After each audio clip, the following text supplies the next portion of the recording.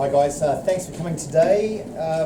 Obviously we are we're very aware of the interest in Joseph Parker and his road to the title, so we're going to try and update you the absolute best we can with what we know, just to assist you so that you can go back to your newsrooms and tell everyone this is how we understand it and what's going to pan out for the next couple of weeks. Now, the more and more press conferences we do, and I know we're on Facebook Live here, and some people have previously said we talk all the time, we don't get to the main event.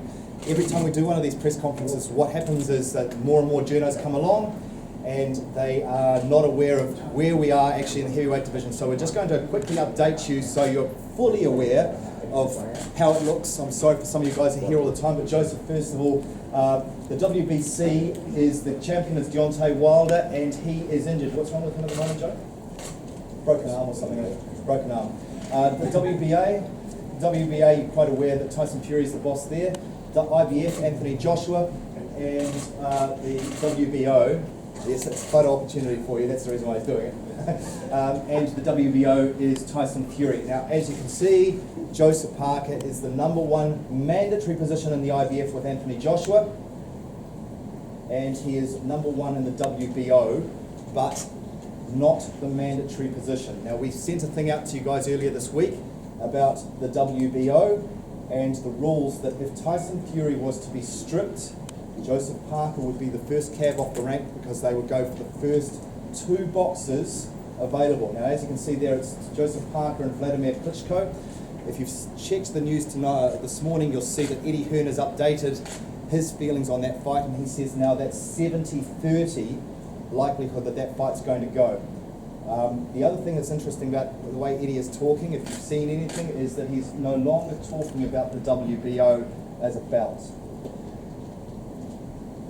Now, Vladimir Klitschko may not agree to the terms of Anthony Joshua. If that's the case and Tyson Fury gets stripped, obviously the numbers 1 and 2 is Vladimir Klitschko and Joseph Parker. We're on record, and Dean will say it again, we're on record, Vladimir Klitschko wants to fight us in Germany, we're quite happy to do that. It's more likely, however, it'll be Joseph Parker versus Andy Ruiz, and that potentially is going to be in Auckland, and Dean stands by what he says, that we are 95% likelihood of that happening. So, what can we tell you today? Well, first of all, we're lucky to have from AT Brett O'Reilly here, who can talk about the fact that they were involved in the Takam fight earlier this year and taking a keen interest on what's going to likely happen with this Andy Ruiz, potentially this fight. There's a potential global audience of more than 100 million people coming into Auckland if we get this.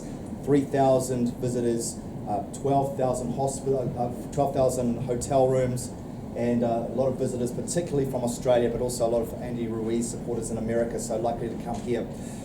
You've seen the Rolling Stone interview earlier this week about Tyson Fury, and I'm going to provide that for you. But the key dates that you guys now have to be aware of is, the first one is that the WBO has given Tyson Fury 10 days to explain himself after that positive drugs test, which Dan Raphael came out and said was cocaine. That expires tonight, New Zealand time, all right? Now, as we understand it, according to the BBC and The Guardian, and it's going to be on this thing that I'm sending you, the WBO officials are going to meet on the 17th of October, which is the 18th in our time, in Puerto Rico at their convention, and they are going to discuss what to do with Tyson Fury. It's come out in the last couple of hours that this is likely to be a very big conference. In fact, Dean Lonergan is going to go and represent Duco events there. In the meantime, there's been some more news that's happened today, and that is that the British Boxing Board of Control has come out, and they too are going to examine the Tyson Fury issue next on the 12th of October. I think that's next. It's middle of next week sometime. Okay. And I'll just quote what the BBC has said today, and that is that the General Secretary Robert Smith says cocaine use is against the law. They stripped Ricky Hatton of his licence for alleged cocaine abuse in 2010. They have not called this meeting exclusively for Fury's case, and they won't strip him without proper hearings and procedures. That said, they Robert Smith has come out and said we can't ignore the law of the land. We deal with the license, so in theory, if we were to suspend Tyson Fury, the WBO would have no choice but to strip him because he can't defend the belt. So that's new news out today. Joseph is here. I've had enough to talk about. This is the first opportunity for you to speak to him, and I will put him in front of the microphones, and you can ask questions all you like.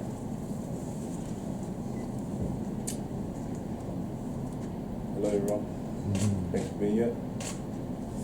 Joseph, we had a meeting last Friday, because our guys are all reticent to speak. We had a meeting last Friday with the team. What was the outcome of that discussion? With the family and who we're going to target and why?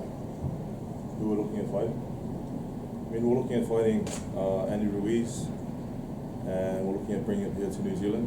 The reason why, because we'd love to host a fight here. We'd love to get back to all the supporters, but also make history.